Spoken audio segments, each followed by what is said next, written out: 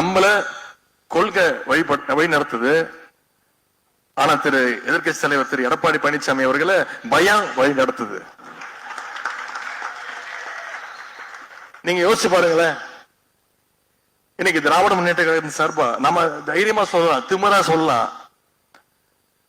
1120 பக்கங்கள் கொண்ட புத்தக கண்காட்சி, 55 கடைகள் இருக்கக்கூடிய புத்தக கண்காட்சி, 10 அமர்வுகள், 44 சிறப்பு பேச்சாளர்கள், 2 நாள் அறிவு திருவிழாவை நடத்தி காட்டிருக்கிறோம். வேற எந்த இயக்கமாவது, குறிப்பா அண்ணா திராவிட முன்னேற்ற கழகத்தால் இப்படி ஒரு விழாவை நடத்த முடியுமா? நிச்சயம் நடத்த முடியும். நாம நடத்திருக்கக்கூடிய விழாவுக்கு பேரு அறிவு திருவிழா. இதே அனைத்து இந்திய அண்ணா திராவிட முன்னேற்ற கழகம் நடத்துச்சுன்னா நடத்தலாம். அவங்களால அடிமை திருவிழான்னு வேற ஒரு நிகழ்ச்சி நடத்தி காட்டலாம். அந்த அளவுக்கு சொல்லுவாங்க. கஞ்சத்திலையும் கஞ்சம், பெரிய கஞ்சம், கடைஞ்செடுத்த கஞ்சன்னுவாங்க. அது மாதிரி ஒரு கடைந்தெடுத்த அடிமைனா